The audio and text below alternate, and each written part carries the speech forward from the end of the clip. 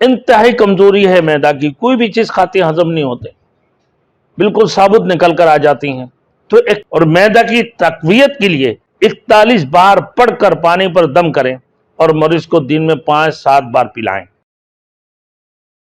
Thanks for watching. Don't forget to like, comment, share and subscribe to Maulana Habibullah Rohani official. اور میدا کی تقویت کے لیے اللہ لطیف بعبادہ یرزق من یشاء وہو القوی العزیز، اس کو بھی 41 بار پڑھ کر پانی پر دم کریں اور مریض کو دن میں 5-7 بار پلائیں۔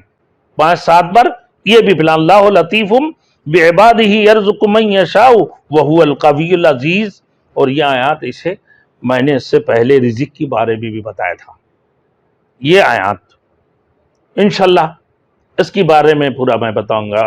اللہ ہم سب کو عمل کرنے کا توفیق عطا فرمائے۔